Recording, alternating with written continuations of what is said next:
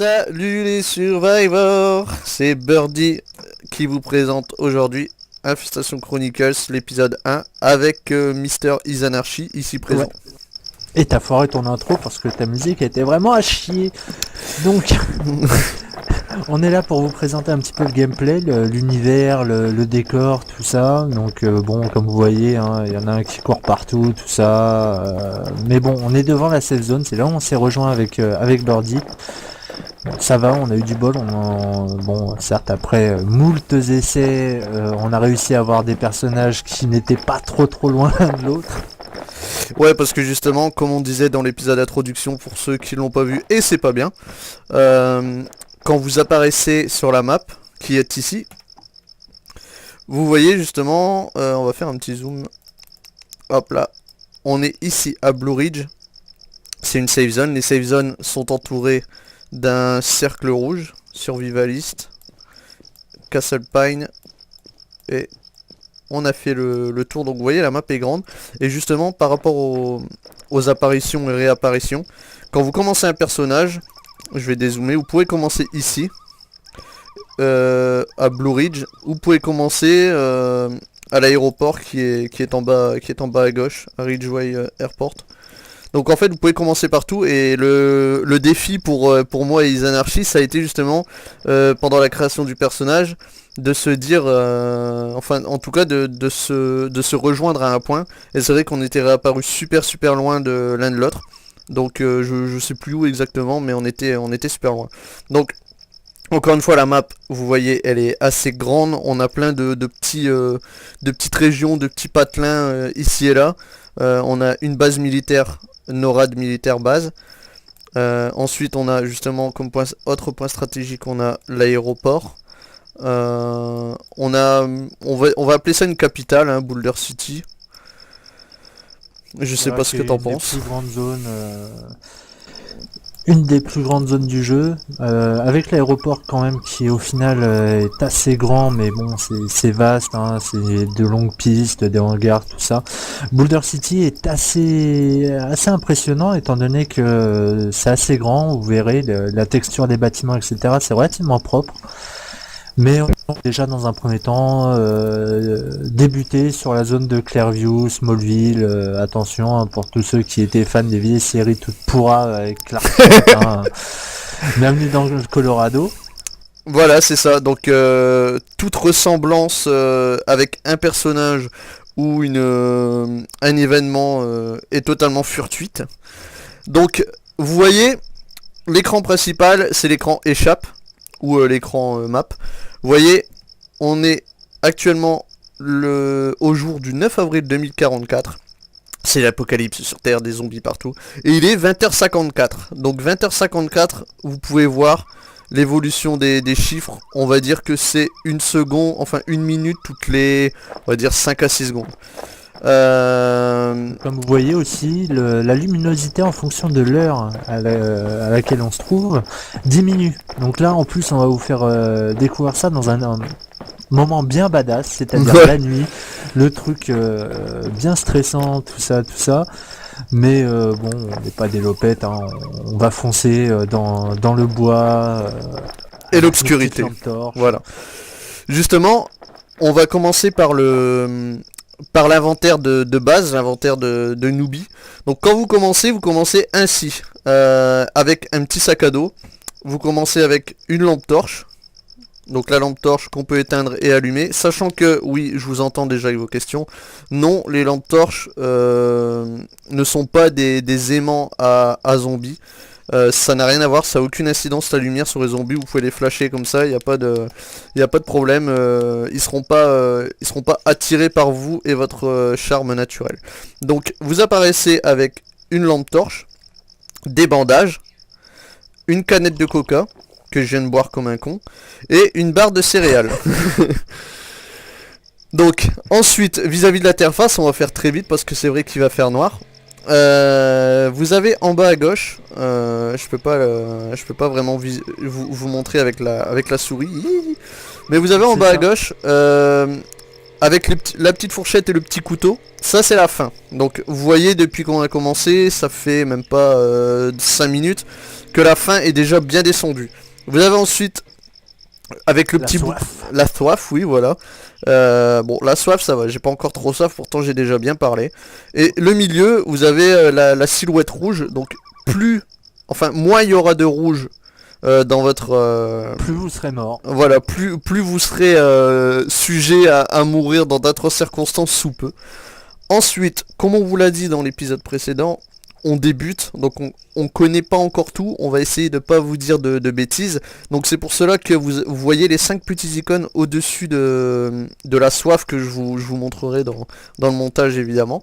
Le tout premier en haut à gauche, c'est le saignement, c'est-à-dire que vous vous êtes fait écorcher par un zombie parce qu'il avait les ongles les ongles trop longues. Ça pisse le sang et bah au final vous continuez à perdre de la vie. Voilà, Tant donc que le saignement n'est pas soigné, n'est- bandé. voilà. Oui voilà, le saignement n'est pas bandé, hein.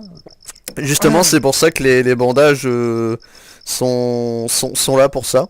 Ensuite, juste en dessous, vous avez un espèce de petit... Moi, je vois ça comme un petit thermomètre. Donc, je pense que c'est par rapport à l'hypothermie et le fait de rester sûrement dans l'eau la nuit quand vous avez besoin de vous camoufler. Et encore, Je dirais t'as peut-être de la température parce que t'as chopé une saloperie ou bien quoi. C'est justement vous verrez que tout ce qui est soins, donc c'est-à-dire antibiotiques, antidouleurs, chacun aura son utilité par rapport à ces 5 petits symboles que vous avez. Donc vous voyez le petit thermomètre, on découvrira avec vous à savoir exactement ce que ça correspond. Symbole biohazard. Là vous êtes contaminé et là faut trouver un vaccin et là c'est la merde. Voilà, c'est ça. Donc ensuite les deux autres, le quatrième et le cinquième icône, je sais pas pour toi Isam, en tout cas moi je sais pas du tout ce que c'est. Alors il y en a, ça ressemble à une bactérie, donc là je dirais que les antibiotiques rentreraient en ligne d'action, en ligne de compte comme avec le deuxième symbole. Oh. Le quatrième, je crois que c'est foulure ou courbature ou je ne sais pas. Ah ouais, c'est peut-être le fait de sauter, y avait ça sur DayZ, pour pas le nommer.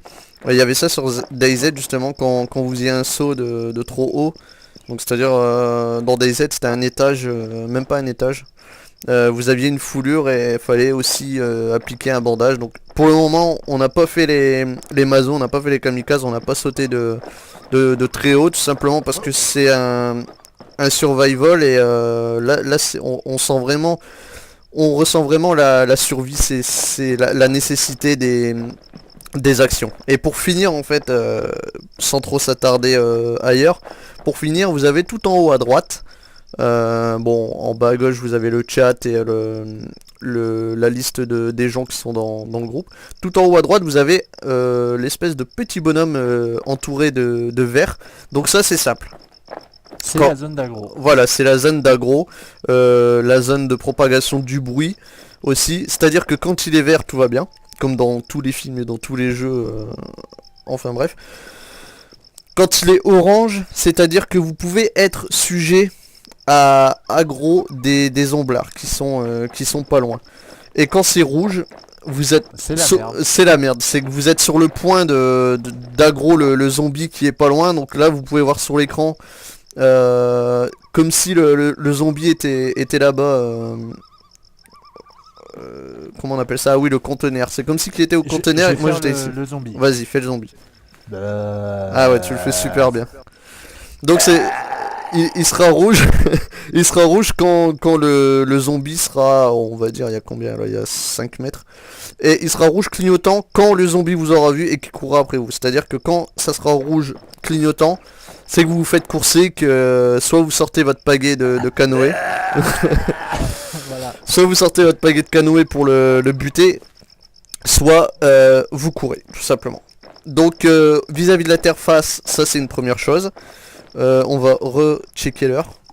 Il est 22h09, donc vous avez vu là on est même pas à 10 minutes de jeu et il y a déjà 2 heures, enfin on va dire 1h30 qui est passé. Il commence vraiment à faire noir, donc on peut voir le ciel vis-à-vis des... C'est un truc que j'avais bien aimé ça justement, c'est les petites étoiles là, qu'il y a dans le ciel. Vis-à-vis des textures, c'est super bien fait. Encore une fois, les propriétés graphiques, c'est-à-dire bas, intermédiaire ou haut, ça change vraiment rien. Je vais pas vous le montrer, bon, tout simplement parce que j'ai la flemme. Mais je vais pas vous le montrer et Izanarchy sera d'accord avec moi. Il n'y a aucun changement visuel en tout cas entre le bas, le intermédiaire et le haut.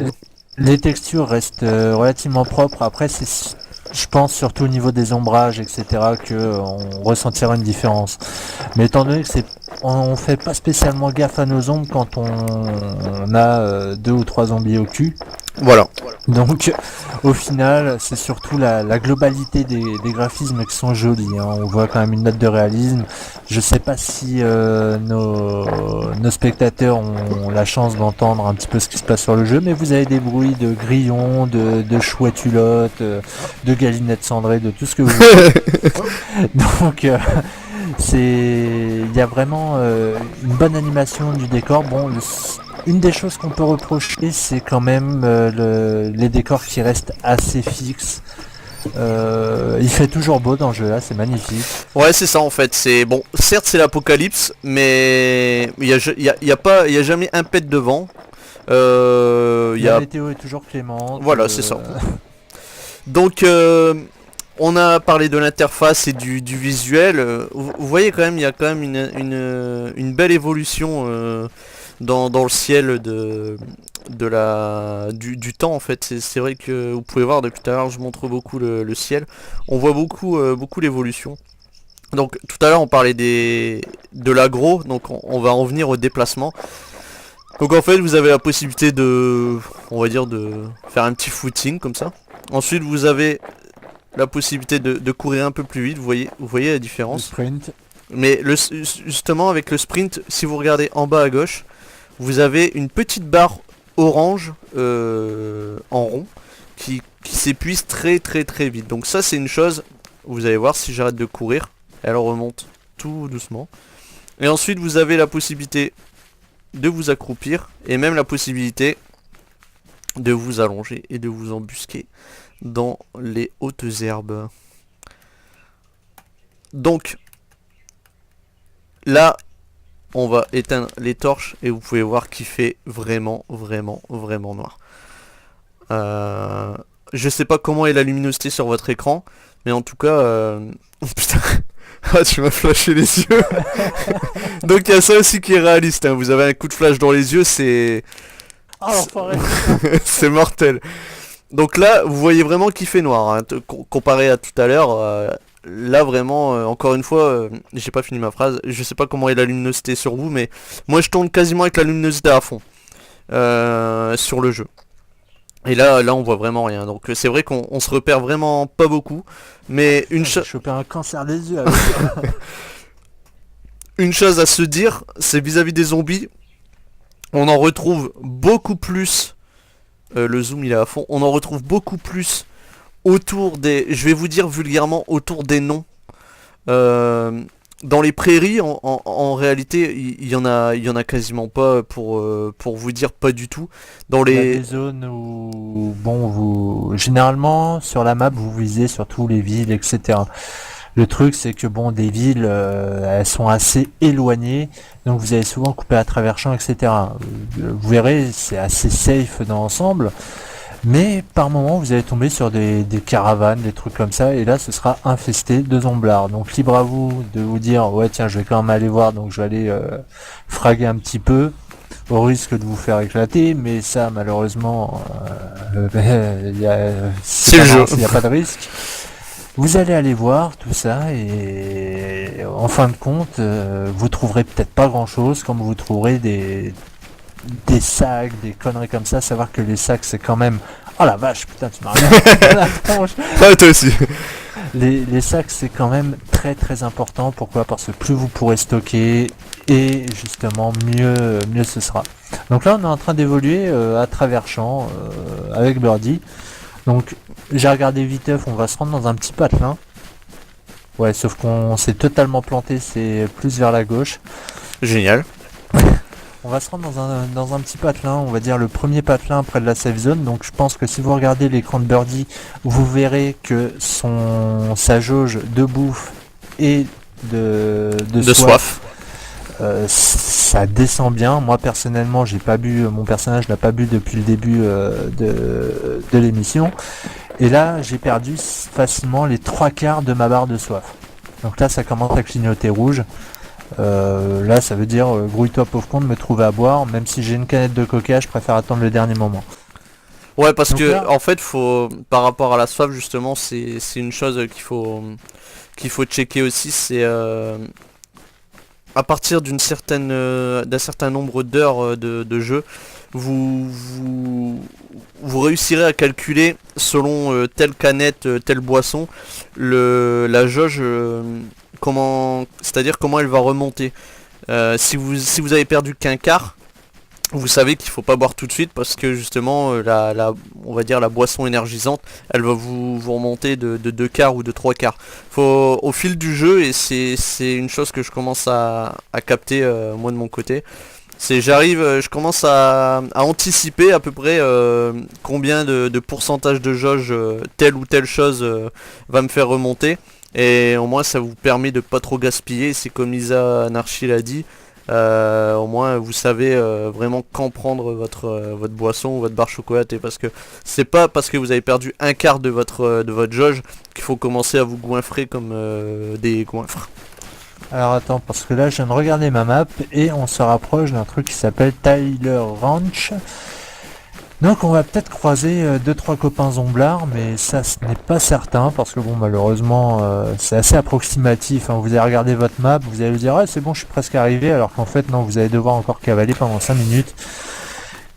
Et bon on a tendance à vouloir sprinter la plupart du temps sans faire gaffe à notre jauge, mais dans tous les cas vous entendrez votre personnage faire un bon bruit de tuba pour vous signaler comme quoi bon bah vous manquez d'endurance. Donc là je vais revérifier ma carte. Ouais bah là on est pile poil dessus en fait. Alors justement, voilà. voilà, il y a un truc, c'est là je vais commencer à sprinter pour vous montrer. Vous voyez, c'est orange. Là c'est qu'on est dans une zone, on est dans Il y a une pas mal zone. de zomblards. Voilà, il y a pas mal de zombies. Alors, vous voyez sur mon écran. Après, je sais pas pour vous et votre luminosité, encore une Je fois. vais essayer d'en aggro. Mais moi, je vois vraiment rien du tout. Ah si, il y en a un là-bas. En première personne, vous verrez beaucoup mieux aussi. Donc, vous allez faire la connaissance avec le premier zombie.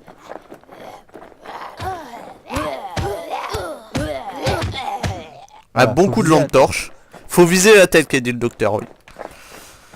Donc voilà, vous avez fait la connaissance avec le premier zombie. Bon, c'est... Vis-à-vis du graphisme, c'est quand même... Bon, elle est moins sexy qu'avant, cette jeune demoiselle, mais voilà, en fait, vous voyez le visuel. Et vous avez fait connaissance, vous avez vu que bon, c'est pas si compliqué en fait. Quand vous avez un zombie seul, ça va encore, mais quand vous en avez 2-3, Vous serez bien content ouais. d'avoir un flingue ou une arme de cac. Donc si tu regardes un petit peu sur le côté, Birdie, je pense que les gens pourront voir que c'est quand même assez infesté, hein. Pour un ranch, vous dites qu'il y a à peu près 10 zombies. La technique à avoir, c'est la première connerie que j'ai faite en commençant le jeu, c'est j'ai vu un zombie, j'ai tapé dessus comme un gros couillon. Sauf que vous aurez beau taper pendant 10 minutes dessus, à partir du moment où c'est que vous lui éclatez pas la tête, ce sera foutu, vous pourrez continuer à taper comme bon vous semble, rien ne changera. Donc là on va aller dans une zone relativement safe, hein. On a quand même pris le temps de découvrir un petit peu avec Birdie. On va essayer de choper de quoi se défendre. Donc bon pareil, hein, il y a toujours de la route. Donc là on va aller dans une espèce de camp de caravane toute bidon. Mais on pourra trouver de la nourriture, on pourra trouver sans doute des boissons, de quoi nous défendre, etc. Donc on va taper un petit sprint, histoire de... Ouais, Puis je vais regarder la carte au cas où si on s'est pas planté. Et non, on est pile poil vraiment sur la bonne route. Ah là là, le GPS. Ah, c'est ça. Mais le sens d'orientation, c'est vrai qu'il est assez important. Parce que comme l'a dit Zanarchy, sur la map, vous avez... Je vais vous montrer encore une fois, juste vite fait. La flèche, en réalité, est énorme comparée... pourtant, je suis en zoom à fond, hein, mais la flèche, c'est-à-dire notre personnage et sa direction qu'il prend, la pointe vers le nord-est, là, elle est énorme comparée à notre position. Ce que vous allez voir, là, on tente de rejoindre une route, l'espèce de petit fil jaune que je vous montrerai en montage. Vous voyez la position et vous verrez dans combien de temps on va réussir C'est à bon, on y est intercepter la presque, hein. route. Je vois le patelin. Tu fais un petit sprint et normalement tu devrais aussi le voir. Ouais. Donc là c'est une zone safe parce que j'ai jamais rencontré de zombies ici et en fouillant un petit peu on trouve un petit peu notre bonheur. Donc on peut trouver notre bonheur comme on peut rien trouver du tout et se retrouver dans la merde parce que on n'aura pas eu à boire, pas eu à manger et malheureusement votre personnage perd de la vie si vous ne buvez pas ou mangez pas. Après j'ai Après envie de que dire c'est comme c'est de la survie, c'est au petit bonheur la chance. C'est-à-dire que c'est comme dans la vraie vie. Si vous avez l'idée de faire un détour d'autant de kilomètres avec votre voiture, vous savez très bien que vous allez dépenser de l'essence. Là c'est pareil. Faut réfléchir et être méthodique, c'est-à-dire vous dire est-ce que aller jusque là-bas avec les ressources que j'ai actuellement, c'est c'est faisable tiens viens ou par là. pas. Donc là, vous voyez, il y a une barre de muesli instantané. Donc en gros, c'est pour vous rendre la bouffe, tout simplement. Voilà. Donc tiens, bah Birdie, hein, fais-toi plaisir. Donc vous pouvez Comme voir ça, que tu c'est montres quand même, aux gens. voilà, ce que je voulais leur montrer, c'est que de loin, c'est quand même surligné de bleu. Vous pouvez pas le rater vraiment, à part vraiment si vous jouez avec l'écran éteint. Mais vous pouvez, vous pouvez pas le rater. Donc pour le ramasser, c'est simple. Maintenez la touche E enfoncée pour ramasser. Donc je le ramasse. Vous pouvez accéder à l'inventaire avec la touche I, Tiens. qui est la touche de base. J'ai trouvé un truc. D'accord. Donc Regarde la tronche de mon personnage. éteins un peu ta torche Ah. parce que je vois rien. Voilà. Voilà, donc là il a trouvé notre petite Izanarchi, il a trouvé un casque militaire, camouflage. Tiens, Donc bah ça. bien, il y en a encore là. Ah bah c'est génial ça. Sauf que je t'ai laissé le choix le plus merdique. Donc ici, tu as un béret. Et là, tu as un casque de chantier. Casque de chantier qui a des pops. C'est pareil, c'est une des choses qu'on peut reprocher, c'est que parfois vous allez voir un truc génial et ça va des pop juste devant vous. Bah comme justement ils ont pu le voir, parce que ça a des pops, et même le charbon qui était à terre il a des pops aussi. Ah, j'ai trouvé, tiens, bah là il y a un casque M9 et une hache de pompier.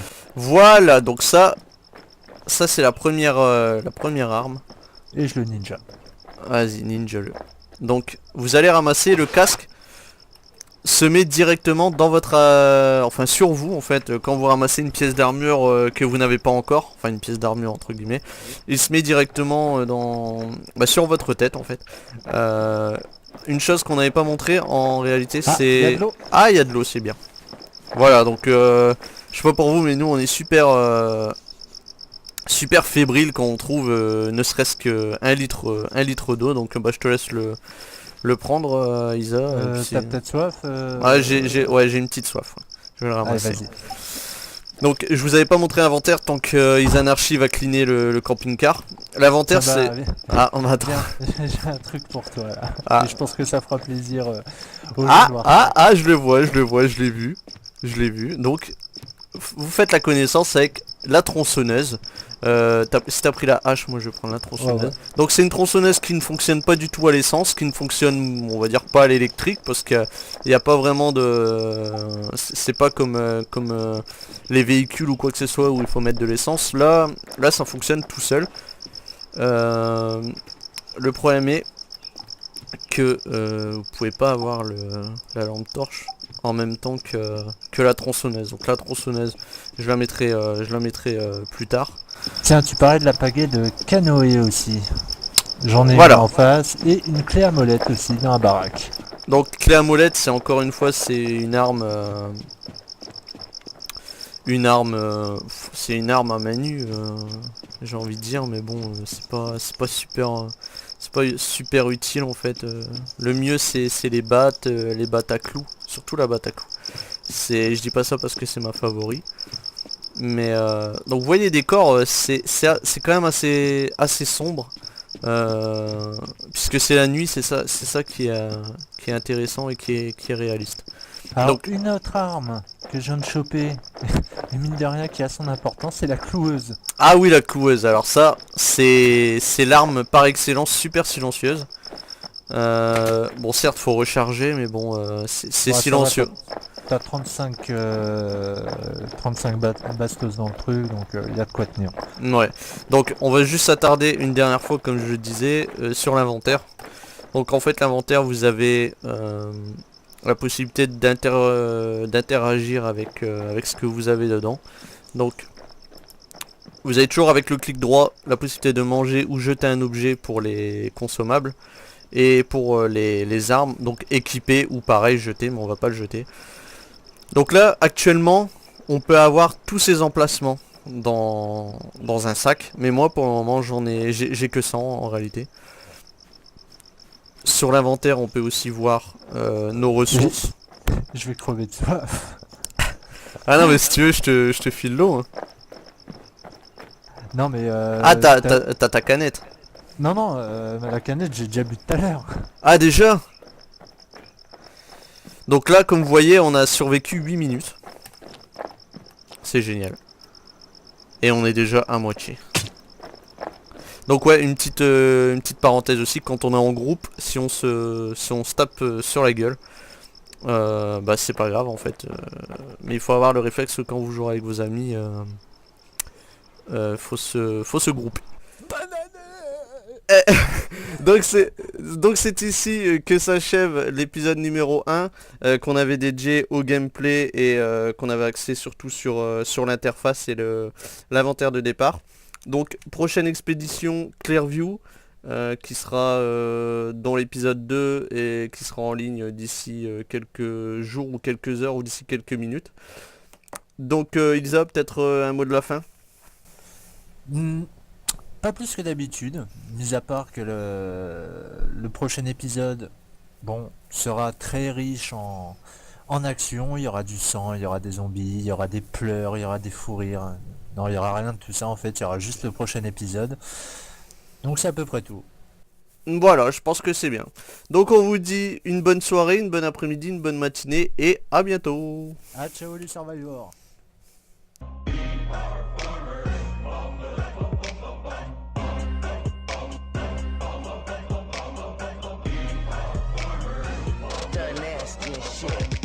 This is agriculture. I grab a vulture. Who left that soda on the table? Grab a coaster. Girls wanna cuddle. Yeah, they wanna snuggle. Oh, that's a cute teddy bear. Put it in your butt.